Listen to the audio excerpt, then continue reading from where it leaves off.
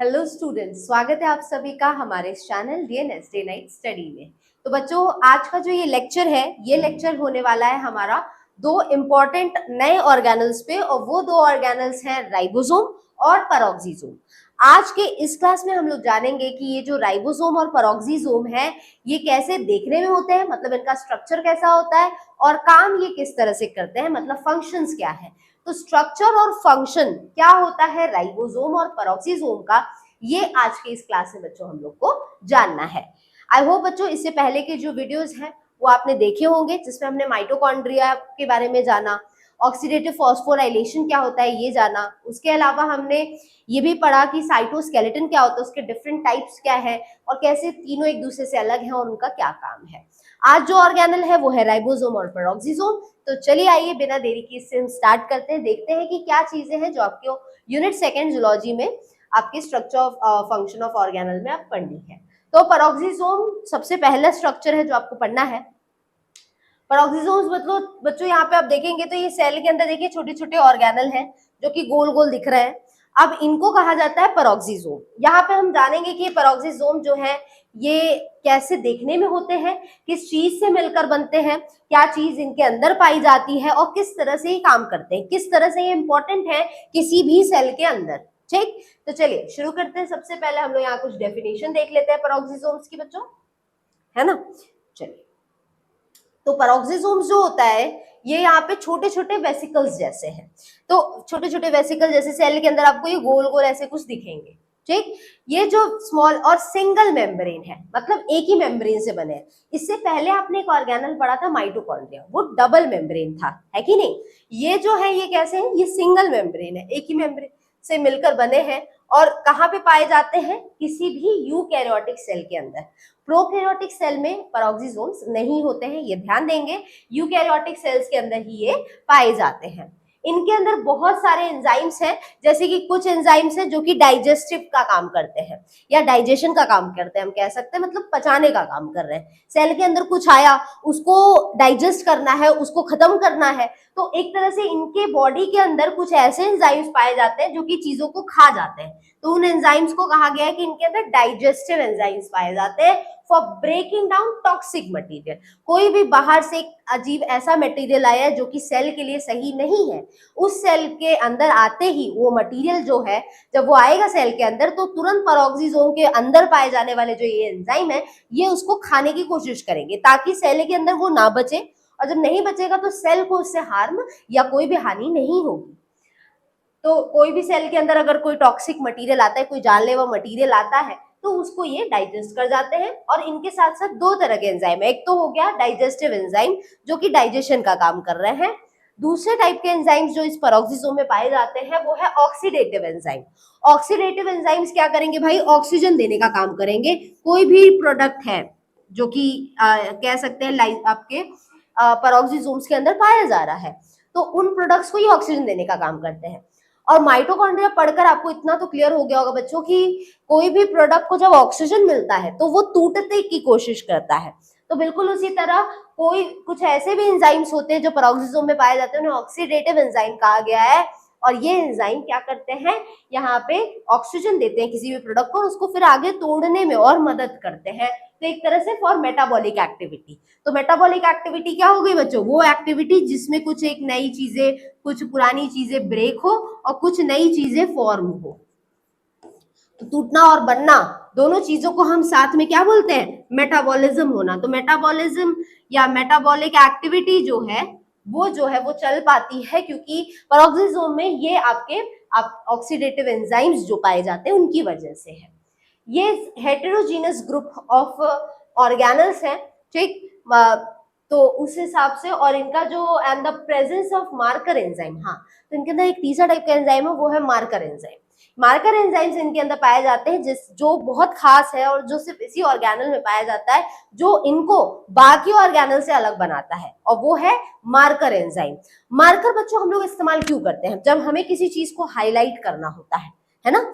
अगर हमें चाहिए कि हाँ भाई हम कोई टॉपिक पढ़ रहे हैं, हमें चाहिए कि इंडिविजुअल वर्ड जो है वो दिखे, सपोज कर लिया हमने, तो उसको देखने के लिए हमें यहाँ पे मार्क करना होगा, है ना। तो आप मार्कर्स का इस्तेमाल करते हैं, हाईलाइटर्स का इस्तेमाल करते हैं। बिल्कुल उसी तरह नेचुरली पेरोक्सिसोम के अंदर भी एक मार्कर एंजाइम्स पाया जाता है और यही एंजाइम है जो इनको बाकी ऑर्गेनल से अलग बनाता है। तो 3 तरह के एंजाइम्स हमने जाने, तीनों के नाम याद रखेंगे बच्चों। आपका एक हो गया यहाँ पे ऑक्सीडेटिव एंजाइम, दूसरा हो गया ये मार्कर एंजाइम और तीसरा हो गया डाइजेस्टिव एंजाइम। ये 3 तरह के एंजाइम पेरोक्सिसोम में है, ये दिमाग में आप बैठा लेंगे। पेरोक्सिसोम्स जो है बहुत इंपॉर्टेंट काम करते हैं किसी भी सेल के अंदर, और वो काम है सबसे पहला है लिपिड प्रोडक्शन। लिपिड को बनाने का काम ये करते हैं। लिपिड एक तरह से कह लीजिए आपके फैट्स की तरह ही होते हैं, कैटेगरी अलग है, फैट है लिपिड है, ठीक है। तो लिपिड बनाने में मदद करते हैं और साथ साथ यहाँ पे ये ऑक्सीजन जो है, रिएक्टिव ऑक्सीजन जो होता है, O2 जो होता है, वो यहाँ पे ऑक्सीजन स्पीशीज जो रिएक्टिव ऑक्सीजन की स्पीशीज है, जैसे कि ऑक्सीजन जैसे बहुत ज्यादा रिएक्टिव कह सकते हैं एलिमेंट नहीं है, लेकिन जैसे इसके कुछ स्पीशीज है, जैसे H2O2 हो गया, हाइड्रोजन पेरोक्साइड, आपने केमिस्ट्री में पढ़ा होगा, तो ये ऑक्सीजन से ही बना है ना। तो H2O2 नाम के कुछ ऐसे स्पीशीज है जो ऑक्सीजन से बने, ये बड़े रिएक्टिव होते हैं, ठीक है। तो हाइड्रोजन पेरोक्साइड, तो उनको कहीं ना कहीं ये पेरोक्सिसोम जो होता है वो ऐसे प्रोडक्ट को जो बड़े बहुत ज्यादा रिएक्टिव हैं, इनको क्या करता है, इनको स्टेबल करता है, इनको एक जगह स्थिर करने का काम करता है। कौन? पेरोक्सिसोम। तो पेरोक्सिसोम का ये बहुत ही ज्यादा इंपॉर्टेंट फंक्शन, इसको दिमाग में हमेशा बैठा लेंगे कि ये H2O2 जैसे रिएक्टिव मॉलिक्यूल को कह सकते हैं या कंपाउंड को बहुत ज्यादा शांत कर देता है, सेफर मॉलिक्यूल में बदल देता है। शांत कैसे करेगा? जब इसको तोड़ देगा, और ये टूट कर बनाता क्या है, इनको वाटर और ऑक्सीजन में तोड़ देता है, ठीक। तो एंजाइम की मदद से ये काम करता है और वो एंजाइम है आपका कैटालेज, ठीक है। तो कैटालेज एंजाइम की मदद से ये क्या करता है कि जो पेरोक्सिसोम है ये H2O2 जैसे रिएक्टिव मॉलिक्यूल को वाटर और ऑक्सीजन में कन्वर्ट करने का काम करता है या उसमें बदलने का काम करता है। तो कहीं ना कहीं ये जब नहीं रहा तो किसी सेल को और ज्यादा स्टेबिलिटी मिल पाएगी और ज्यादा वो स्थिर हो पाएंगे। तो वो चीजें कहीं ना कहीं इस कह सकते हैं पेरोक्सिसोम की वजह से ही हो पा रही है। अगर पेरोक्सिसोम नहीं होता तो वो ऐसे खतरनाक मॉलिक्यूल्स को वाटर में या ऑक्सीजन में कन्वर्ट नहीं कर पाता।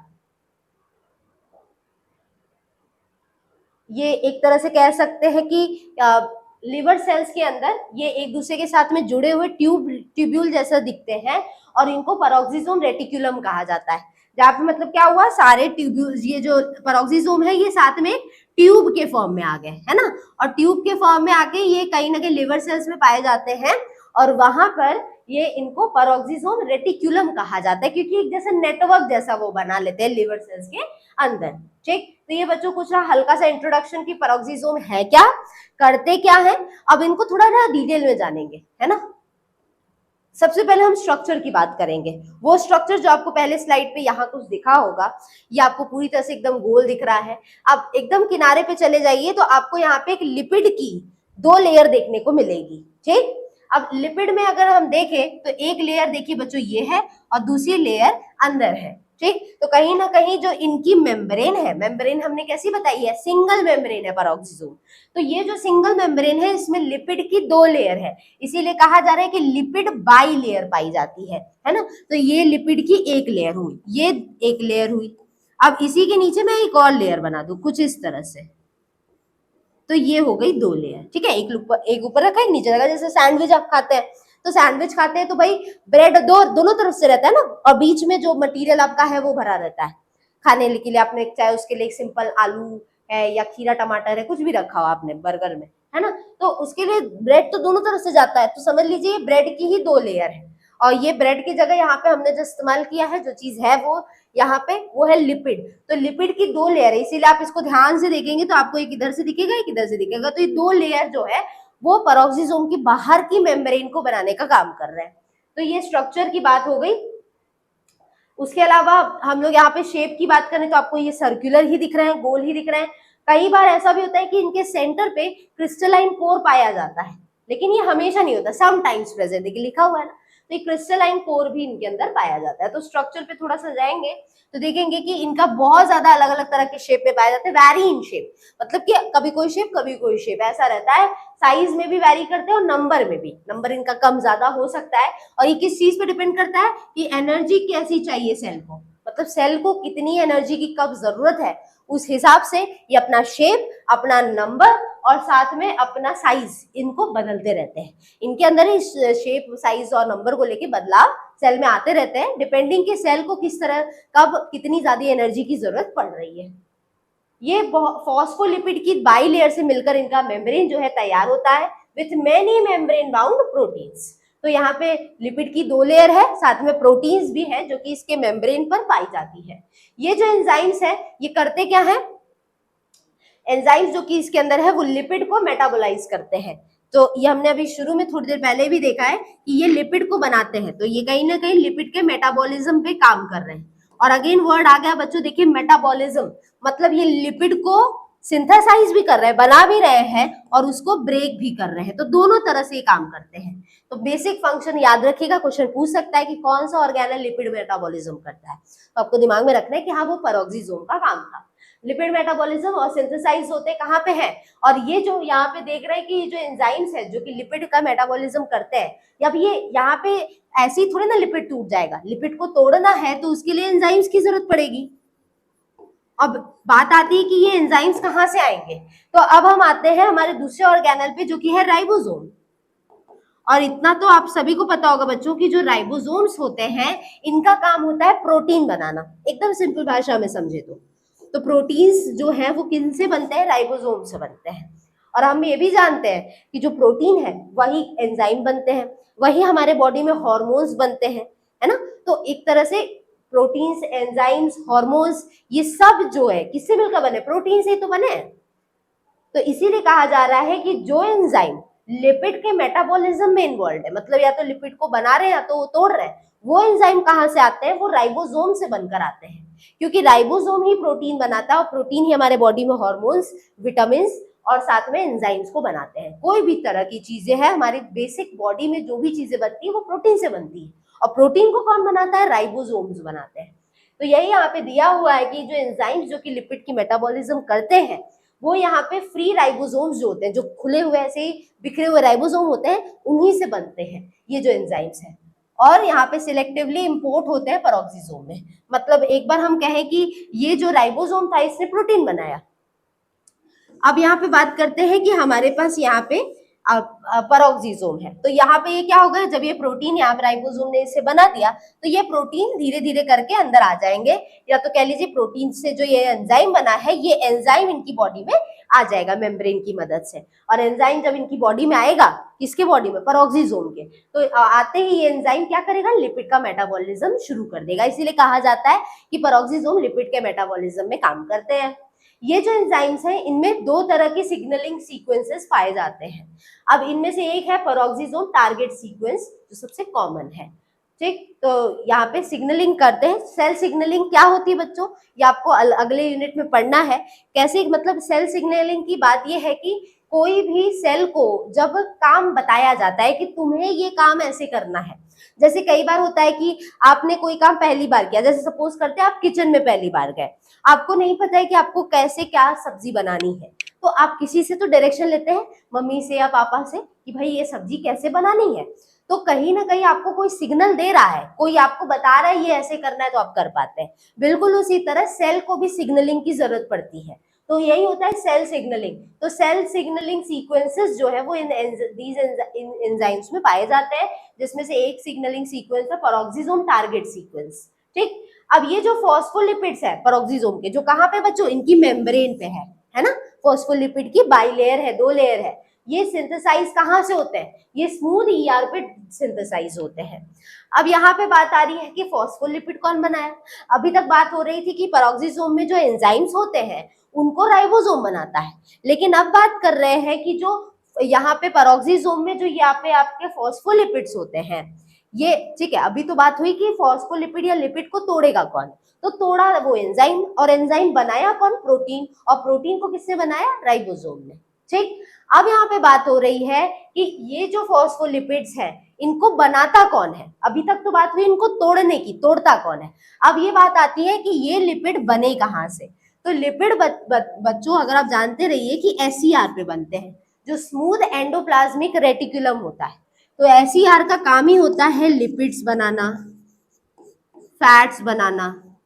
और एसईआर नाम क्यों पड़ा है, क्योंकि ये जो ईआर है ये स्मूथ है। कोई भी सरफेस स्मूथ कब हो पाती है, जब उसके अंदर ऊपर कोई चीज हो ना। तो यहाँ पे क्या होता है, कि कई बार आप ईआर ऐसे देखेंगे जो कि न्यूक्लियस की मेम्ब्रेन से जुड़ा रहता है, देखा है ना आपने? ठीक है, तो ये आपका कहीं ना कहीं ये यहाँ पे है। ठीक, अब यहाँ पे आप देखेंगे तो इसके मेम्ब्रेन पे कई बार होता है कि ईआर के ऊपर यहाँ पे राइबोसोम पाए जाते हैं, कई बार ऐसा होता है कि राइबोसोम नहीं पाए जाते हैं। अगर ईआर की सरफेस पे राइबोसोम है तो उनको कहा जाता है रफ ईआर, और अगर राइबोसोम नहीं है तो उसको कहा जाता है स्मूथ ईआर। अब यहाँ पे जो रफ ईआर है उस पे क्या है, ईआर पे राइबोसोम है, और अभी अभी मैंने थोड़ी देर पहले बताया कि जहां भी राइबोसोम है वहां क्या बनेगा, प्रोटीन्स बनेंगे। और जहां राइबोसोम नहीं रहा वो ईआर को स्मूथ ईआर बोला गया, क्योंकि सरफेस एकदम चिकनी हो गई। यहाँ पे सरफेस दानेदार राइबोसोम होने की वजह से सरफेस जो है वो दरदरा हो गया, रफ हो गया। तो स्मूथ ईआर जो होता है वो बेसिकली क्या बनाता है, लिपिड बनाता है और फैट्स बनाते हैं। ठीक है, तो यहाँ पे यही कहा जा रहा है कि जब बात आती है कि पेरोक्सिसोम में जो एंजाइम है वो कहाँ से बने, तो हमें पता होता है कि भाई वो राइबोसोम ने बनाया, जो कि राइबोसोम ने प्रोटीन बनाया, उसी से वो एंजाइम बना जिससे वो आगे काम कर पाए, जिससे वो लिपिड को तोड़ पाए। अब दूसरा आया लिपिड बने ही कहाँ से, तो वो याद रखेंगे कि स्मूथ ईआर जो है वो लिपिड और फैट बनाता है, और वही लिपिड फैट पेरोक्सिसोम की बॉडी के अंदर होते हैं। ठीक, तो यही कहा जा रहा है कि पेरोक्सिसोम जो है वो यहाँ पे उनके अंदर जो लिपिड फैट है वो कहाँ सिंथेसाइज होते हैं, कहाँ बनते हैं, स्मूथ ईआर पे पाए जाते हैं। अब यहाँ पे इंग्रेस जो होता है प्रोटीन्स और लिपिड्स का, ठीक है, इस वजह से ये जो पेरोक्सिसोम्स हैं ये साइज में बड़े होते हैं और अपने आप को तोड़कर दो ऑर्गेनल्स बना लेते हैं। ठीक, पेरोक्सिसोम्स यहाँ पे इनके पास खुद का डीएनए नहीं होता है, do not have their own DNA, ये ध्यान देंगे। इससे पहले हमने पढ़ा था बच्चों माइटोकॉन्ड्रिया, तो माइटोकॉन्ड्रिया में मैंने बताया था कि वो सेमी ऑटोनॉमस है, मतलब वो कुछ हद तक खुद पे इंडिपेंडेंट है।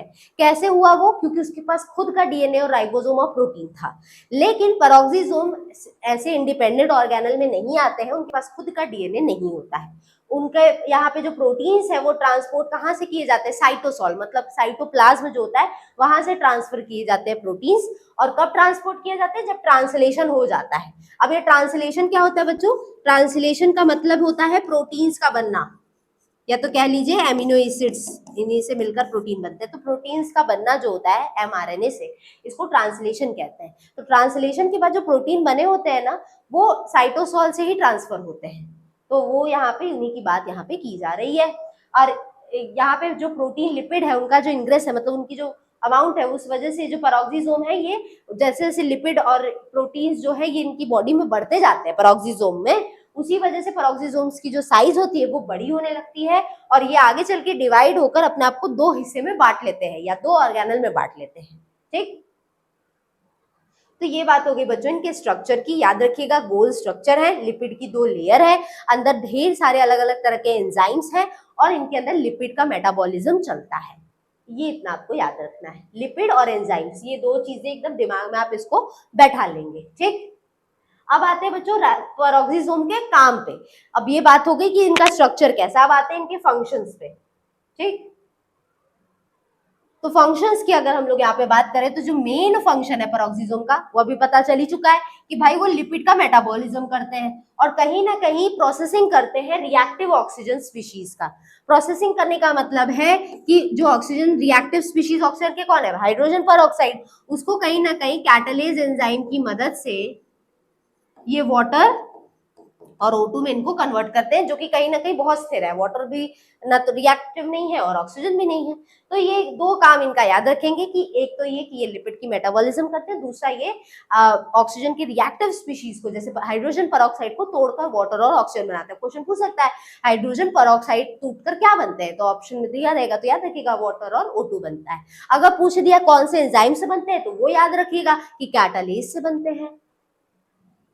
अब बहुत सारे कह सकते हैं कि यहाँ पे पेरोक्सिसोम्स जो होते हैं वो कहीं ना कहीं बहुत सारे ऑक्सीडेटिव प्रोसेस भी करते हैं, मतलब ऑक्सीजन देते हैं, बहुत सारे प्रोडक्ट को तोड़ने का भी काम करते हैं। तो बहुत सारे लिपिड की मेटाबॉलिज्म करते हैं और कैटाबॉलिज्म भी करते हैं। कैटाबॉलिज्म मतलब बच्चों ब्रेक डाउन, एकदम आम भाषा में बता रही हूँ, इसको याद रखिएगा। कैटाबॉलिज्म मतलब ब्रेक डाउन, तोड़ते हैं किसको, डी एमिनो एसिड्स को, पॉलीएमाइड्स को और बाइल एसिड्स को, ये सबको ये तोड़ने का काम करते हैं।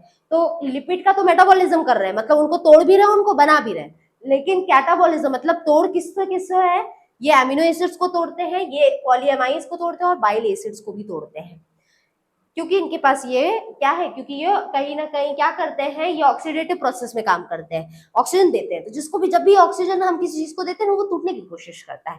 जैसे हम खाना जब खाते हैं तो खाना खाने के बाद रेस्पायरेशन जो होती है, जो हम सांस लेते हैं, ऐसा नहीं पहले नहीं ले रहे हैं, लेकिन कहीं ना कहीं वो सांस लेने की वजह से जो हम खाना हमारे पेट में गया है वो टूटता है। ब्रेक वैसे ही होता है, ग्लूकोज पायरुविक एसिड तभी ना बन पा रहा है जब ऑक्सीजन की पर्याप्त मात्रा है कि नहीं। तो ये चीजें याद रखनी है। अभी जो रिएक्टिव ऑक्सीजन के स्पीशीज जैसे पेरोक्साइड्स वगैरह जो कि प्रोड्यूस होते हैं, इनको वाटर वगैरह में कन्वर्ट करते हैं वेरियस एंजाइम जैसे पेरोक्सीडेजेस और कैटालिस की मदद से। प्लांट्स में देखा जाए तो पेरोक्सिसोम्स जो होते हैं वो फोटोसिंथेसिस को आगे बढ़ाने का काम करते हैं। ये इंपॉर्टेंट और नया पॉइंट है, इसको याद रखिएगा कि प्लांट्स में जो फोटोसिंथेसिस हो रहा है, मतलब ऐसी प्रोसेस जिससे खाना बनता है प्लांट्स में, उसको भी आगे बढ़ाने का ये काम करते हैं। और सीड जर्मिनेशन भी करते हैं, मतलब जो सीड्स होते हैं उनको उगने में भी ये मदद करते हैं पेरोक्सिसोम्स। और ये एनर्जी का जो लॉस है बहुत ज्यादा, क्योंकि फोटोसिंथेसिस में काफी ज्यादा एनर्जी निकलती है, तो उस एनर्जी को भी बचाने का काम कहीं ना कहीं किसका होता है, पेरोक्सिसोम्स का होता है। क्योंकि फोटोसिंथेसिस का मतलब कार्बन फिक्सेशन, क्योंकि फोटोसिंथेसिस के समय प्लांट जो है वो CO2, जो एटमॉस्फेयर में CO2 है, उसको लेते हैं और उससे खाना बनाते हैं, जैसे कि स्टार्च। तो कहीं ना कहीं वो कार्बन को क्या कर रहे हैं, अपनी बॉडी में फिक्स कर रहे हैं। तो कहीं ना कहीं फोटोसिंथेसिस को कार्बन फिक्सेशन भी कहा जाता है, तो कंफ्यूज मत होइएगा। तो बच्चों यहाँ पे बात हो गई कि पेरोक्सिसोम का स्ट्रक्चर कैसा है और कैसे ये काम करते हैं। अब आते हैं हमारे दूसरे ऑर्गेनल पे, और ये ऑर्गेनल है हमारा राइबोसोम। अभी हल्का फुल्का तो आप जान ही चुके होंगे कि जो राइबोसोम्स है वो प्रोटीन्स बनाने में मदद करते हैं, है ना। अब कैसे ये काम करते हैं, क्या है, ये देख लेते हैं। राइबोसोम्स बच्चों यहाँ पे माइक्रोस्कोपिक पार्टिकल्स हैं, छोटे छोटे दानेदार स्ट्रक्चर है, पूरे साइटोप्लाज्म में ऐसा लगता है बस बिखरे रहते हैं, है ना। कई बार आपने देखा है कि जो न्यूक्लियस की मेम्ब्रेन होती है, ये जैसे न्यूक्लियस की मेम्ब्रेन बना दूं अगर मैं, ये न्यूक्लियोलस है, क्रोमेटिन फाइबर है, तो इनके अंदर भी, न्यूक्लियस के अंदर भी राइबोसोम होते हैं। पूरे सेल का जो साइटोप्लाज्म है उसमें भी राइबोसोम होते हैं। कुछ ER के ऊपर भी राइबोसोम होते हैं जिनको हम रफ ER कहते हैं। तो राइबोसोम हर जगह बिखरे हुए हैं सेल के अंदर। अब ये राउंड होते हैं, मतलब गोल होते हैं, स्फेरिकल बॉडी होती है, साइटोप्लाज्म में पूरे सेल के बिखरे हुए पाए जाते हैं। राइबोसोम सबसे पहले जिसने डिस्कवर किया था वो थे पैलेट, है ना, ये जॉर्ज एमिल पैलेट। तो इन्होंने सबसे पहले डिस्कवर किया था, सबसे पहले देखा था राइबोसोम को इलेक्ट्रॉन माइक्रोस्कोप की मदद से। ठीक, अब ये जो राइबोसोम टर्म है, मतलब जो नाम है राइबोसोम, ये किसने दिया था, तो ये दिया था बी रॉबर्ट्स ने। कब दिया था, 1950s में। प्रोकैरियोटिक और यूकैरियोटिक दोनों तरह के सेल्स में ये पाए जाते हैं, मैच्योर मैमेलियन सेल्स को छोड़कर। मैच्योर मैमेलियन सेल्स मतलब हम मैमल्स हैं, हम ह्यूमंस मैमल्स में आते हैं। हमारे अंदर बहुत सारे मैच्योर सेल्स जो होते हैं, जब सेल मैच्योर हो जाते हैं तब उनके अंदर ये राइबोसोम नहीं पाए जाते हैं। जैसे कि आपके RBC, रेड ब्लड सेल्स, इनके अंदर ये राइबोसोम हो गया, न्यूक्लियस हो गया, ये माइटोकॉन्ड्रिया हो गया, ये सब नहीं पाया जाता है। और इसका रीजन मैं आप लोग को बता दूं कि क्योंकि ये जो सेल्स होते हैं इनकी जगह जो है वो किस लिए बनी है, ताकि ये जो RBC है ये ऑक्सीजन, जो हमने ऑक्सीजन लिया है अंदर लंग्स तक है गया है, उस ऑक्सीजन को ये पकड़ते हैं और पकड़कर हमारे बॉडी के अलग अलग सेल और टिश्यू तक इनका ले जाने का काम है। अब पूरी जगह जो है सेल की वो भरी किससे रहती है, न्यूक्लियस से।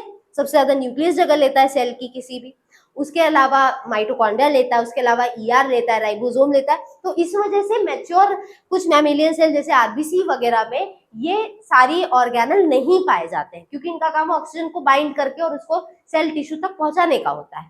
ठीक, तो इसीलिए कहा गया है कि except in mature mammalian cells में ये नहीं पाए जाते हैं। बहुत सारे नंबर में है ये, ठीक। और जैसे जैसे देखा जाए तो but number increases in cells which are engage in protein synthesis.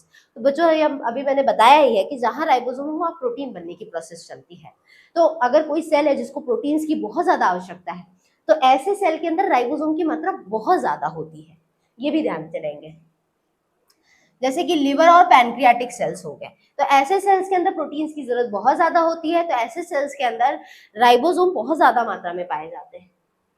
अब कुछ जगह ऐसा भी होता है कि सेल्स के अंदर जो राइबोसोम्स हैं वो किससे जुड़े हैं, एंडोप्लाज्मिक रेटिकुलम, अभी बताया ना, ये जो ईआर है जो न्यूक्लियस की मेम्ब्रेन पे पाया जाता है, इस पे भी कई बार राइबोसोम जुड़े रहते हैं। और बट सम फ्री राइबोसोम, लेकिन कुछ फ्री राइबोसोम्स भी होते हैं, मतलब जो एक दूसरे से जुड़े नहीं है, वो बस बिखरे हुए सेल के अंदर, उनको फ्री राइबोसोम कहा जाता है। तो कुछ फ्री राइबोसोम भी होते हैं जो पूरे सेल के अंदर ऐसे बिखरे हुए पाए जाते हैं। ठीक, तो ये भी राइबोसोम्स देखने को मिलते हैं, ये भी माइक्रोस्कोपिक होते हैं और साइटोप्लाज्म में ये पाए जाते हैं। ये टू टाइप के राइबोसोम्स हैं जो कि कह सकते हैं प्रो और यूकैरियोटिक सेल्स के अंदर पाए जाते हैं। जैसे प्रोकैरियोटिक सेल्स की अगर मैं बात करूं तो प्रोकैरियोटिक सेल्स जो होते हैं, प्रोकैरियोटिक सेल मतलब बच्चों किसकी बात हो रही है, एक बैक्टीरियल सेल की बात हो रही है। तो किसी भी अगर बैक्टीरियल सेल के अंदर हम देखें तो इनके अंदर जो राइबोसोम्स पाए जाते हैं वो किस टाइप के होते हैं, 70S टाइप के पाए जाते हैं। ठीक, और वही अगर यूकैरियोटिक सेल की हम बात करें तो एक यूकैरियोटिक सेल के अंदर यही राइबोसोम्स 80S टाइप के पाए जाते हैं। तो ये याद रखना आपको कि राइबोसोम्स दो तरह के होते हैं, 70S और 80S। ये सब तो आपने 11th-12th में पढ़ा होगा। अब इनके भी और यूनिट्स होते हैं बच्चों, ये आपको याद रखना है। ठीक, तो प्रोकैरियोटिक मतलब बैक्टीरियल सेल में 70S, और यूकैरियोटिक जैसे कि आपका एल्गी है, फंजाई है, ठीक, प्रोटोजोआ है, उसके अलावा प्लांट है, एनिमल है, तो इन सारे सेल्स को यूकैरियोटिक सेल कहेंगे, क्योंकि इनके अंदर का जो न्यूक्लियस है उस वो अच्छे से बना रहता है, न्यूक्लियर मेम्ब्रेन अच्छे से बनी रहती है। और ऐसे सेल्स में जो राइबोसोम है वो 80S टाइप का है।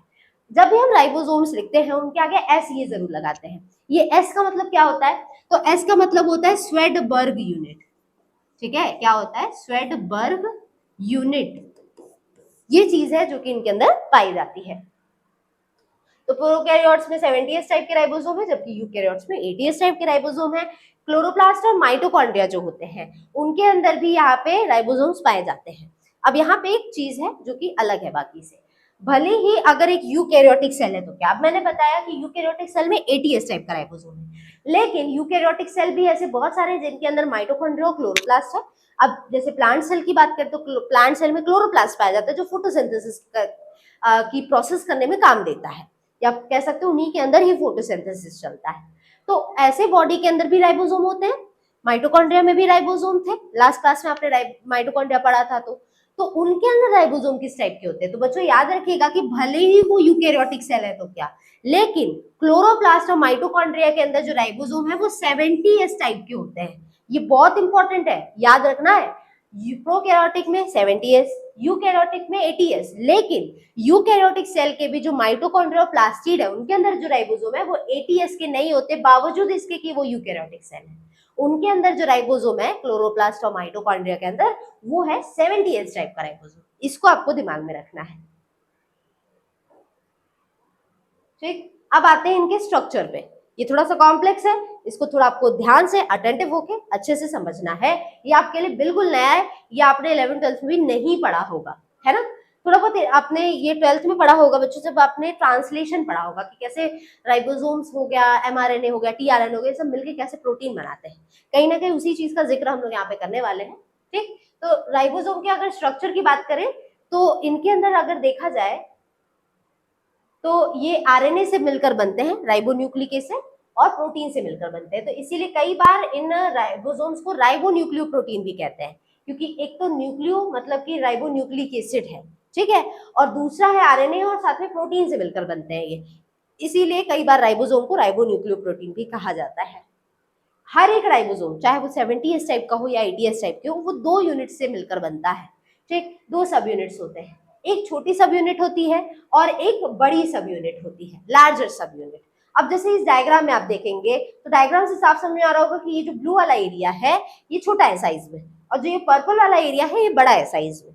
अब जैसे यहाँ पे अगर मैं बात करूं, जैसे मैंने बोला कि प्रोकैरियोट्स में 70S टाइप के राइबोसोम है, तो इनके 2 यूनिट्स होते हैं, एक यूनिट को हम लोग बोलते हैं 50S और दूसरे यूनिट को बोलते हैं 30S।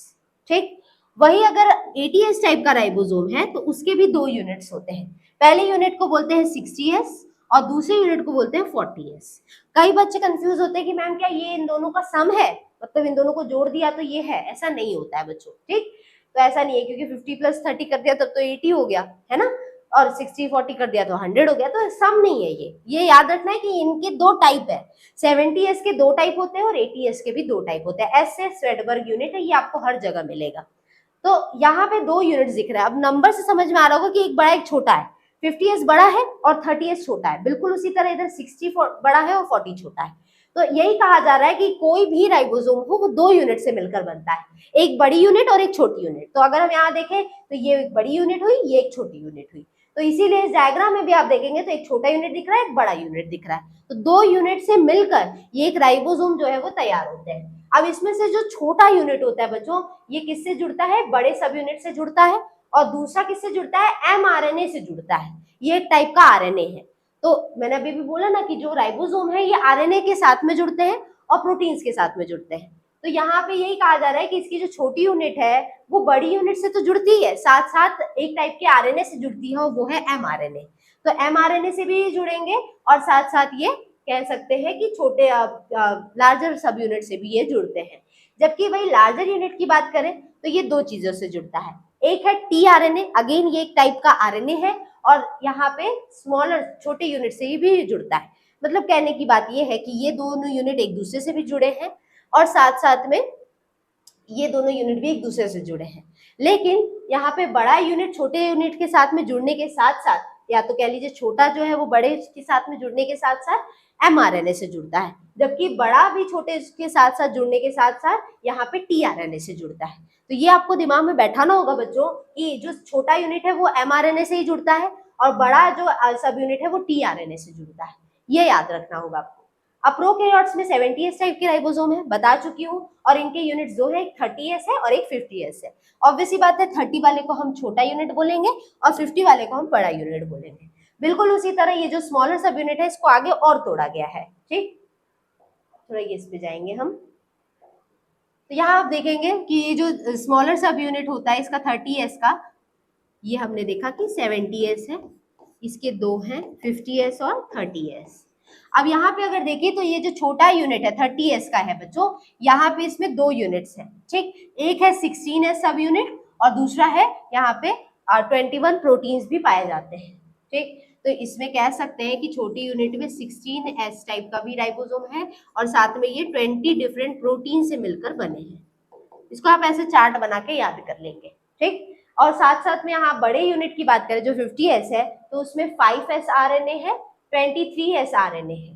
ठीक है, तो इसमें आप देखेंगे तो ये है आपका 5s, अच्छे से नहीं दिख रहा, 5s RNA है। दूसरा आप यहाँ देखिए तो ये 23s RNA है, और तीसरा अगर हम यहाँ पे बात करें तो तीसरे है 31 प्रोटीन्स है। तो 31 प्रोटीन्स भी इधर पाए जा रहे हैं। तो ये इतनी यूनिट्स है बच्चों की, 70s के भी दो हैं लेकिन इन दोनों के भी और छोटे छोटे यूनिट्स हैं। तो ये भी कई बार पूछ देता है। तो 50 के 5s और 23s है और 30 वाले के 16s सब यूनिट है, तो ये भी याद रखिएगा। यूकैरियोट्स की बात करें तो यूकैरियोट्स हमें पता है उसके अंदर 80s टाइप का राइबोसोम है। इनके भी दो यूनिट है, एक छोटा यूनिट जिसको हम बोलते हैं 40s और एक बड़ा यूनिट है जिसको हम बोलेंगे 60s। ठीक है, तो ये भी इन दो यूनिट से मिलकर बनते हैं, 40s और 60s। ठीक, आगे बढ़ते हैं। तो ये बात हो गई बच्चों की इनके स्ट्रक्चर की। अभी स्ट्रक्चर पे हमने आया नहीं है, अभी हमें और भी चीजें जो बच्चों इसमें देखनी है। ठीक है, किस तरह से ये प्रोटीन बनाते हैं। अब तो ये एक सेंटेंस में बस पढ़ लिया कि राइबोसोम है तो वहां प्रोटीन बनेगा, बनता कैसे है भाई ये भी तो जानना है। तो ये देखिए डायग्राम पे थोड़ा सा डिटेल में जाते हैं। तो ये देखिए ये बड़ा यूनिट दिख रहा है, ये छोटा यूनिट दिख रहा है। अब यहाँ देखिए लेबल भी क्या हुआ है, स्मॉलर सब यूनिट और लार्जर सब यूनिट। अब देखिए इन दोनों के बीच में ये जो येलो कलर का आपको एक स्टिक जैसा दिख रहा है, ये और कुछ नहीं mRNA है। तो ये कहा जाता है कि जो स्मॉलर यूनिट है वो बड़े यूनिट से तो जुड़ता ही है, साथ साथ mRNA से जुड़ता है। ठीक, और यहाँ पे ये mRNA से जुड़ गया तो उसके बाद ये बड़ा यूनिट की बात करते हैं पर्पल वाले की, इसको लार्जर सब यूनिट कहा गया है। अब यहाँ पे आप देखेंगे तो यहाँ पे ये जो बीच में आपको दिख रहा है ना बच्चों, ये क्या है, ये tRNA है, tRNA बाइंडिंग साइट है ये। ठीक, tRNA। तो अभी आपने पढ़ा ही है कि जो बड़ा यूनिट होता है वो छोटे से जुड़ता है, साथ साथ tRNA से जुड़ता है, जबकि छोटा वाला यहाँ पे mRNA से जुड़ता है। तो यहाँ पे आपको दो तीन चीजें दिख रही है, एक है राइबोसोम का बड़ा यूनिट, एक छोटा यूनिट। छोटा यूनिट के साथ में mRNA और बड़ा यूनिट के साथ में tRNA। कुल मिला के कहें तो यहाँ पे राइबोसोम और RNA है, है कि नहीं। अभी क्या बनना बाकी है, प्रोटीन बनना बाकी है।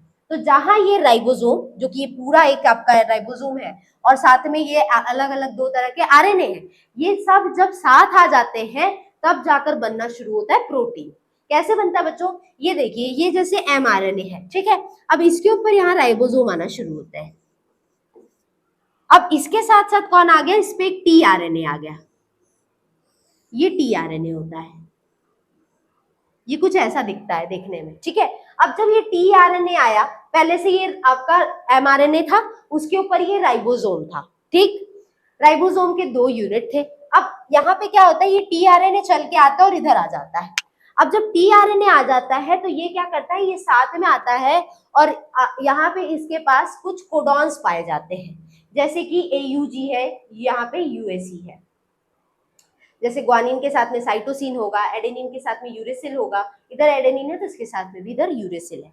आपने नाइट्रोजनस बेस के बारे में बच्चों पढ़ा होगा, अलग अलग तरह के नाइट्रोजनस बेस पाए जाते हैं, जैसे कि एडेनिन है, थाइमिन है, ग्वानिन है, साइटोसिन है। थाइमिन की जगह अगर आरएनए है तो यूरेसिल पाया जाएगा। अब हम जानते हैं यहाँ पे कि एमआरएनए है, तो एमआरएनए है तो थाइमिन तो होगा नहीं, यूरेसिल ही होगा। इसीलिए आप देखेंगे कि ये जो एमआरएनए की स्ट्रैंड है, इस पे एडेनिन के बाद थाइमिन नहीं है, यूरेसिल है, जी से ग्वानिन है। अब यहाँ पे जो ये एमआरएनए है, इसके ऊपर ये जब टीआरएनए आता है, साथ में राइबोसोम भी है, तो ये यहाँ पे इसके पास कुछ कोडॉन्स पाए जाते हैं। कोडॉन मतलब जब नाइट्रोजनस बेस 3 के ग्रुप में पाए जाए। बच्चों ये चीजें बहुत इंपॉर्टेंट बता रही है, इसको याद रखिए और समझिए अच्छे से। ये जो ट्रिपलेट कोडॉन्स है, मतलब जो नाइट्रोजनस बेस होते हैं, जब वो 3 के ग्रुप में आते हैं तो उनको कोडॉन बोलते हैं। तो यहाँ पे 3 दिख रहे हैं आपको, तो ये किस पे है, एमआरएनए पे है।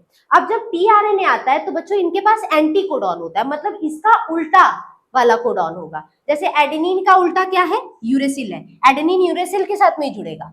यहाँ एमआरएनए पे यूरेसिल है, तो यहाँ पे टीआरएनए पे क्या होगा, इसके पास एडेनिन होगा। और यहाँ पे एमआरएनए पे ग्वानिन है, तो यहाँ पे टीआरएनए पे क्या होगा, साइटोसिन होगा। अब जब इधर एंटी कोडॉन है, इधर कोडॉन है, तो जब दोनों आते हैं ना, तो ये एक दूसरे के साथ में जुड़ना शुरू कर देते हैं। इसे कॉम्प्लीमेंट्री बेस पेयरिंग कहते हैं। अब यहाँ पे क्या हुआ, एमआरएनए के पास ये सिंपली क्या था कि ये ट्रिपलेट कोडॉन्स थे। अब यहाँ से ये टीआरएनए आया और इसके पास आ गया, तो ये एक तरह से क्या हुआ, यहाँ बॉन्ड बना के इधर जुड़ गया। अब यहाँ पे देखिए, तो इसके पास भी आप देखेंगे कि जो टीआरएनए है, इसके पास 3 तरह की अलग अलग साइट होती है, ई, पी और ए साइट, ठीक है। तो यहाँ पे कहीं ना कहीं जब राइबोसोम आ गया, टीआरएनए आ गया, कॉम्प्लीमेंट्री बेस पेयरिंग होना शुरू हो गई, तब यहाँ बनना शुरू होता है बच्चों प्रोटीन, ठीक। अब प्रोटीन्स बनना शुरू होते हैं अलग अलग तरह से। तो प्रोटीन्स किससे बन के बने हैं, एमिनो एसिड से। अब जैसे मैं कहूँ, जैसे मोती की कोई माला है, तो माला जो होती है उसके अंदर ढेर सारी मोतियां होती हैं, बिल्कुल उसी तरह एक प्रोटीन जो है उसके अंदर ढेर सारे एमिनो एसिड होते हैं। तो अगर हमें यहाँ पे हमारा टारगेट है कि राइबोसोम से प्रोटीन बनाना है, तो सबसे पहले हमें ढेर सारे एमिनो एसिड्स बनाने पड़ेंगे ना भाई। अगर माला बनानी है तो पहले मोतियां तो इकट्ठा करनी पड़ेगी, एक धागे में पिरोना पड़ेगा, तब जाके मोती की माला बनेगी। बिल्कुल उसी तरह अगर आप प्रोटीन बनाना है तो हमें ढेर सारे एमिनो एसिड्स को बनाना पड़ेगा। अब जब एमिनो एसिड बनते जाएंगे तो ये लगातार एक चेन बनाने लगते हैं, जिससे एक प्रोटीन तैयार होता है। तो यहाँ पे बच्चों जो सबसे पहला एमिनो एसिड तैयार होता है वो है मेथियोनिन। मेथियोनिन तैयार होता है, इस पी साइड से तैयार होता है। अब देखिए यहाँ बन गया, अब इसके ऊपर और एमिनो एसिड जुड़ते जाते हैं और एक चेन बनने लगती है, जहां पे यहाँ पे फिर एक ऐसा कोडॉन आ जाता है जो इस कह सकते हैं इस माला को, इस मोती की माला को तोड़ देगा, और उसको कहते हैं स्टॉप कोडॉन। वो 3 तरह के होते हैं, यूएए, यूएजी और यूजीए। इन तीनों में से कोई भी कोडॉन अगर इधर आ गया तो समझ जाइए ये मोती की माला यहाँ से टूट जाएगी, और ये चीज क्लियर हो जाएगा कि अब एक एमिनो एसिड से मिलकर बना हुआ प्रोटीन तैयार है। वो टूटेगा और जिस जगह पे, जिस सेल को उसकी प्रोटीन की जरूरत है, वहां वो पहुंच जाएगा। तो कह सकते हैं यहाँ पे तिकड़ी चल रही है इन 3 चीजों की, एमआरएनए की, राइबोसोम की और टीआरएनए की। ये तीनों जब साथ आते हैं तब जाकर एक प्रोटीन जो है वो तैयार हो पाता है। कहीं ना कहीं एक तरह से जैसे कोई चीज लिखी होती है तो हम उसको ऐसे ऐसे करके पढ़ते हैं, बिल्कुल उसी तरह एमआरएनए पे जो रखा गया कोडॉन है, उसको कहीं ना कहीं ये जो टीआरएनए है, ये यहाँ से चलता है जब, तो वो उसको पढ़ता है, रीड करता है, और रीडिंग करने की वजह से यहाँ पे कॉम्प्लीमेंट्री बेस पेयरिंग होती है, जिससे ये एमिनो एसिड्स बनना शुरू होते हैं और अल्टीमेटली एक प्रोटीन बन के भी तैयार होता है। तो इस तरह से बच्चों राइबोसोम्स जो है ये प्रोटीन्स को बनाने में मदद करते हैं, ठीक। तो बड़े 70s टाइप के राइबोसोम, उनके सब यूनिट और उनके भी सब यूनिट की बात हो गई। अब आते हैं 80s टाइप के यूनिट में, तो इसमें 40s टाइप जो होता है वो यहाँ पे कह सकते हैं 18s टाइप का राइबोसोम इसमें पाया जाता है। तो हम यहाँ पे वापस बना ले तो 80s दो तरह के हैं, एक है 60s और एक है 40s। तो ये जो 40s टाइप का है इसमें आपको क्या मिलेगा, एक 18s टाइप का राइबोसोम मिलेगा, ठीक। और यहाँ पे 30 और भी प्रोटीन्स मिलेंगे, तो 30 प्रोटीन्स भी मिले। लार्जर सब यूनिट जो है वो राउंड होता है शेप में, और इसके पास ढेर सारी चैनल है जिसके थ्रू एक पॉलीपेप्टाइड की चेन बनती है। पॉलीपेप्टाइड क्या होता है बच्चों, तो एमिनो एसिड जब साथ में जुड़ते हैं ना तो उस चेन का नाम रखा गया है पॉलीपेप्टाइड चेन, क्योंकि दो एमिनो एसिड्स जो होते हैं उनके बीच का जो बॉन्ड है उसको पेप्टाइड बॉन्ड बोलते हैं। मतलब जो आप मोती की माला बना रहे हैं उसमें दो मोतियों के बीच वाला जो धागा है उसको यहाँ पे पेप्टाइड बॉन्ड कहा गया है। अब अगर इन पेप्टाइड बॉन्ड ढेर सारे नंबर में आ जाए, क्योंकि भाई ढेर सारे अमीनो एसिड्स भी तो हैं, तो ढेर सारा यही पेप्टाइड बॉन्ड होगा, तो उसको ढेर सारे के लिए हम वर्ड यूज कर सकते हैं पॉली, तो पॉलीपेप्टाइड बन गया भाई, ठीक है, कि ढेर सारे बॉन्ड आ गए, पॉलीपेप्टाइड हो गए। तो पॉलीपेप्टाइड की देखिए ये जो चेन है ये यहाँ पे ऊपर बनकर तैयार हो जाएगी। यहाँ पे भी आप देखेंगे तो यही है कि ऊपर एक बड़ा यूनिट है, नीचे सब छोटा सब यूनिट है। ये जो स्ट्रैंड है वो है एमआरएनए की, उसके ऊपर आप देखेंगे तो अलग अलग ही बेसिस है जिनको अलग अलग कलर से दिखाया गया है।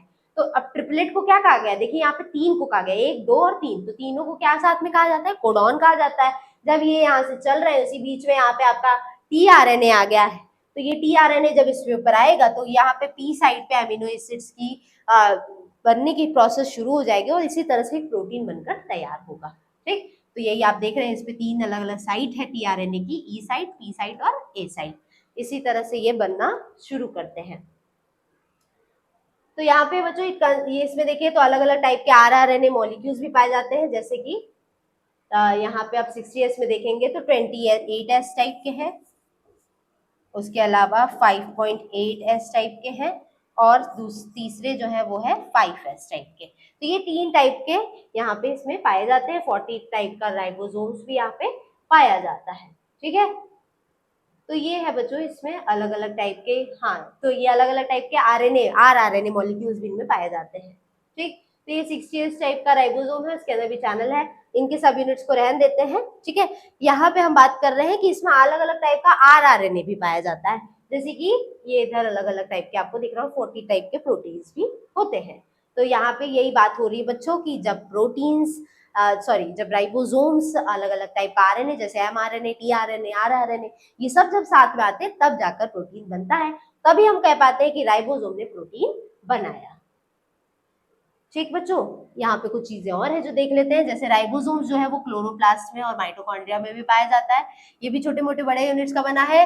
70s टाइप के पार्टिकल्स पाए जाएंगे, शुरू में बता चुकी हूँ, फिर इधर दे दिया है, मेंशन कर दिया, आप इसको पढ़िएगा तो याद रखिएगा कि चाहे क्लोरोप्लास्ट में माइटोकॉन्ड्रिया, चाहे वो यूकैरियोटिक सेल का ही क्यों ना, उसके अंदर जो राइबोसोम होगा वो 70s टाइप का ही पाया जाएगा, ठीक। राइबोसोम्स जो है इनका सेम स्ट्रक्चर ऑलमोस्ट होता है, चाहे वो छोटे हो या बड़े हो। दो तरह के सब यूनिट्स एक दूसरे में इस तरह से फिट होते हैं बच्चों कि वहां पे ये एमआरएनए को प्रोटीन बनाने में काम कर सके और पॉलीपेप्टाइड की चेन बना सके या प्रोटीन्स को बना सके, तो ट्रांसलेशन का काम कर सके, क्योंकि ट्रांसलेशन का मतलब ये होता है कि एमआरएनए से प्रोटीन्स का बनना। तो दूसरी भाषा में कहें तो कहीं ना कहीं राइबोसोम्स, अगर हम ये नहीं कह रहे हैं डायरेक्टली कि प्रोटीन बना रहे हैं, तो हम ये कह सकते हैं कि राइबोसोम्स की वजह से ट्रांसलेशन होता है ना, मतलब कि एमआरएनए से प्रोटीन बनता है, तो ये कहीं ना कहीं यही कहते हैं। और यहाँ पे दो अलग अलग यूनिट्स हैं जो कि अलग अलग साइज के होते हैं और एक दूसरे के साथ में ये जुड़े रहते हैं। प्रोटीन सिंथेसिस के समय पे बच्चों क्या होता है कि ढेर सारे राइबोसोम्स एक दूसरे से एमआरएनए पे जुड़ जाते हैं। ये मैं पहले ही बता चुकी हूँ बच्चों कि एमआरएनए की जो स्ट्रैंड है उस पर राइबोसोम्स आकर जुड़ जाते हैं, लेकिन ये तभी जुड़ेंगे जब प्रोटीन्स बनना है। ये चीज ध्यान देंगे कि अगर प्रोटीन नहीं बनना है तो ये राइबोसोम कभी साथ नहीं आते हैं, तब वो हमेशा बिखरे हुए और एक दूसरे से अलग बिखरे हुए पूरे साइटोप्लाज्म में पाए जाते हैं, या तब ये ग्रुप में है ही नहीं, तब ये कहीं एक है, दूसरा यहाँ है, तीसरा यहाँ है, एक ग्रुप में आएंगे नहीं। ग्रुप में तभी आएंगे ये एमआरएनए के स्ट्रैंड पे जब इनको प्रोटीन बनाना रहेगा। और इन ग्रुप ऑफ राइबोसोम को पॉलीसोम्स भी कहते हैं, पॉलीसोम्स भी कहते हैं या पॉलीराइबोसोम्स भी कहते हैं, ठीक है बच्चों, तो इस तरह से ये काम करते हैं। ये सारे राइबोसोम एमआरएनए से जुड़ते हैं, देखिए यहाँ लिखा हुआ है पॉलीसोम्स बनाते हैं। ठीक है, राइबोसोम्स जो है एग्जिस्टेंस राइबोसोम की ये टेम्पररी है, मतलब कि ये जो एमआरएनए की स्ट्रैंड पे राइबोसोम आ रहे हैं ये हमेशा के लिए नहीं रहता है। जहां ये पॉलीपेप्टाइड बने तुरंत ये एक दूसरे से अलग हो जाते हैं और या तो कह लीजिए तो टूट जाते हैं। तो कहीं ना कहीं बच्चों ये होता है कि राइबोसोम का साथ आना मतलब होता है कि छोटे और बड़े यूनिट्स जो सब यूनिट्स थे उनका साथ आना, क्योंकि अगर अलग हुए इसका मतलब है कि बड़े और छोटे सब यूनिट जो थे वो एक दूसरे से अलग हुए। डिफरेंस समझ रहे हैं? यहाँ पे ये नहीं है कि ढेर सारे राइबोसोम साथ आ गए, यहाँ पे ये कहने का मतलब है कि छोटे और जो बड़े यूनिट्स है ये एक दूसरे से अलग हो जाते हैं। ये साथ में अगर दोनों सब यूनिट साथ आए राइबोसोम के, इसका मतलब समझ रहे वहां प्रोटीन बन रहा है। और अगर दोनों सब यूनिट एक दूसरे से अलग है मतलब उसमें प्रोटीन या पॉलीपेप्टाइड की चेन जो है वो नहीं बन रही। लास्ट टॉपिक पे आते हैं बच्चों इनके फंक्शंस। आई होप फंक्शंस तो क्लियर ही हो गया, फिर भी एक फटाफट देख लेते हैं। अटैच्ड राइबोसोम मतलब ग्रुप वाले राइबोसोम क्या करेंगे, प्रोटीन्स बनाएंगे। तो ये स्पेस देते हैं और एंजाइम्स बनाते हैं for the synthesis of proteins. ठीक, तो प्रोटीन बनेंगे तो उनसे अलग अलग तरह का एंजाइम बनेगा, हार्मोन बनेंगे। ठीक, तो इस तरह से अलग अलग चीजें प्रोटीन से मिलकर तैयार होगी। एंजाइम्स बनेंगे, विटामिन बनेंगे, सब प्रोटीन से ही बनते हैं। ठीक है, राइबोसोम्स जो है ईआर के साथ में भी जुड़े रहते हैं। क्यों जुड़े रहते हैं? ताकि वो इंटीग्रल प्रोटीन मतलब जो सेल के अंदर पाए जाने वाले प्रोटीन है उनको बना पाए, लाइसोसोम को जो प्रोटीन चाहिए वो बना पाए, और कुछ सिक्रीटरी प्रोटीन्स बना पाए जो कि सिक्रीट होने या बाहर निकलने हैं। फ्री राइबोसोम्स क्या करते हैं भाई? अटैच राइबोसोम की तो बात हो गई कि वो प्रोटीन बनाते हैं, फ्री राइबोसोम क्या करते हैं? तो फ्री राइबोसोम्स जो है वो स्ट्रक्चरल एंजाइमेटिक प्रोटीन्स बनाते हैं जो कि खुद एक सेल यूज करता है। ठीक है, तो सेल के अंदर यूज होने वाले प्रोटीन्स का फॉर्मेशन जो है ये तब होता है जब ये राइबोसोम एक दूसरे से फ्री होते हैं। ये प्रोटीन्स जो है इनके अंदर ग्लाइकोलिटिक एंजाइम्स और बहुत सारे एक्सट्रिंसिक मेम्ब्रेन प्रोटीन्स आते हैं जैसे स्पेक्ट्रिन। इंपॉर्टेंस की बात करें, क्या है राइबोसोम्स की इंपॉर्टेंस? तो राइबोसोम्स प्रोटीन की फैक्ट्री है भाई, यही ये ऐसी फैक्ट्री है जहाँ यहाँ पे प्रोटीन ही प्रोटीन बनता है। तो राइबोसोमल आरएनए जो होता है ये एक फ्रेमवर्क देता है किसी भी राइबोसोम को बनने में, मतलब कह सकते हैं जब राइबोसोमल आरएनए साथ आते हैं तब राइबोसोम बनता है। ठीक, स्मॉलर राइबोसोम जो है वो किस लिए चाहिए होते हैं? इनिशिएशन कॉम्प्लेक्स बनाने के लिए चाहिए होते हैं, मतलब जब प्रोटीन बनने की प्रोसेस शुरू होती है तो एक कॉम्प्लेक्स तैयार होता है। इनिशिएट करना मतलब शुरू करना, तो शुरू करने वाला एक कॉम्प्लेक्स तैयार होता है जब प्रोटीन बननी होती है, और उसके लिए तैयारी कौन करता है? स्मॉलर सब यूनिट जो होता है राइबोसोम का, वही ये काम करता है। जबकि जो बड़ा सब यूनिट है वो किस लिए जरूरी है? तो वो जरूरी है एक पेप्टाइड बॉन्ड बनाने को। पेप्टाइड बॉन्ड बता चुकी हूँ बच्चों, दो एमिनो एसिड के बीच का जो बॉन्ड है उसको पेप्टाइड बॉन्ड कहा जाता है, और पॉलीपेप्टाइड की चेन को लंबा करने में भी ये मदद करते हैं। कौन? जो राइबोसोम का बड़ा सब यूनिट होता है। यहाँ पे अगर पेप्टाइड बॉन्ड की बात करें बच्चों, तो जैसे कि ये एक एमिनो एसिड है,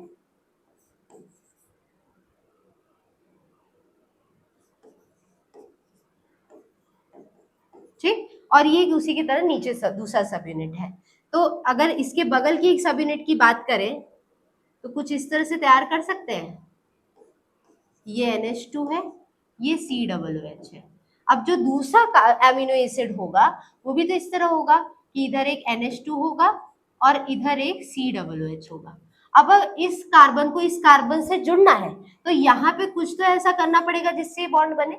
तो ये बॉन्ड बनने के लिए एक वाटर मॉलिक्यूल जो है वो निकल कर बाहर हो जाता है, जिससे यहाँ पे जो बॉन्ड बचता है वो है CONH बॉन्ड। ठीक, और इसी बॉन्ड को क्या कहा जाता है? Peptide bond. ठीक, तो पेप्टाइड बॉन्ड बनाना, उसकी पॉलीपेप्टाइड की चेन बड़ा करना, ये सारा काम राइबोसोम के बड़े सब यूनिट का होता है। अब देखिए यहाँ से अगर मैं OH निकाल दूं, यहाँ से एक H निकाल दूं, तो यहाँ NH बचा और यहाँ CO बचा, तो यही बॉन्ड कहलाता है पेप्टाइड बॉन्ड दो एमिनो एसिड्स के बीच में। ठीक, राइबोसोम्स का काम ये भी है कि एक टेम्पलेट की तरफ काम करते हैं ताकि ढेर सारे जो कंपोनेंट्स है जो प्रोटीन्स बनाने में इन्वॉल्व है वो आ सके। साथ में राइबोसोम्स जो है यहाँ पे इंटरैक्ट भी कराता है, बातचीत कराता है किसके किसके बीच में? tRNA और mRNA के बीच में। तो अभी मैं बता ही चुकी हूँ कैसे राइबोसोम थे, उसी बीच में mRNA था और वहां से आया है tRNA। तो ये कहीं ना कहीं साथ में काम करते हैं, ये कोऑर्डिनेशन से ही ट्रांसलेशन हो पाता है, मतलब प्रोटीन्स बन पाता है, मतलब mRNA से जो प्रोटीन है वो बन पाता है। ठीक, अब ये हम जान चुके हैं कि बच्चों की जो ये फ्री राइबोसोम्स होते हैं ये प्रोटीन नहीं बनाते हैं, तो ये ट्रांसपोर्ट कहाँ कर दिए जाते हैं, ईआर मेम्ब्रेन से, और ये ग्लोब्यूल्स के साथ में असेंबल हो जाते हैं, इकट्ठा हो जाते हैं छोटे छोटे, कहाँ पे, सिस्टर्नी में और कैनाल्स में, ये अंदर चले जाते हैं ताकि ये प्रोटीन्स बना पाए ट्रांसपोर्ट के लिए। यही प्रोटीन्स आगे चल के अपीयर होते हैं ग्रैन्यूल्स के फॉर्म में, जो कि गोल्गी कॉम्प्लेक्स के बाहर पाया जाता है। तो कह सकते हैं एक तरह से जब भाई प्रोटीन नहीं बना पा रहे हैं फ्री राइबोसोम, तो उनको कहीं ना कहीं एक दूसरी जगह पर भेज दिया जाता है जहां पे ये अलग अलग तरह से काम कर पाते हैं। तो बच्चों ये रहा फंक्शन राइबोसोम का। इससे पहले हमने स्ट्रक्चर की बात की, काम बहुत इंपॉर्टेंट था, इधर से क्वेश्चंस काफी बनते हैं। पेप्टाइड बॉन्ड क्या है, पॉलीपेप्टाइड चेन क्या है, कैसे टीआरएनए, एमआरएनए और राइबोसोम के दोनों सब यूनिट साथ आके काम करते हैं, काफी क्वेश्चन है जो यहाँ से बन सकते हैं। आई होप ये जो टॉपिक था ये आपको अच्छे से समझ में आया हो कि राइबोसोम का फंक्शन और उनका स्ट्रक्चर क्या है। और उससे पहले जो हमने पढ़ा राइबोसोम पॉली यहाँ पे पेरोक्सिसोम, उसका स्ट्रक्चर और फंक्शन भी आपको समझ में आया होगा। आज के लिए बच्चों इतना ही रहेगा। यहाँ पे हमारा जो ये जूलॉजी का सेकंड यूनिट है ये खत्म होता है। आई होप आपके लिए ये पूरा यूनिट जो मैंने समझाया है ये पूरी तरह से क्लियरली समझ में आया हो। बच्चों अगर वीडियो अच्छा लगा है तो लाइक जरूर करेंगे, अच्छा लगा है वीडियो तो कमेंट जरूर कर दीजिएगा। मिलते हैं नेक्स्ट क्लास में, अभी के लिए इतना ही रहेगा। Thank you.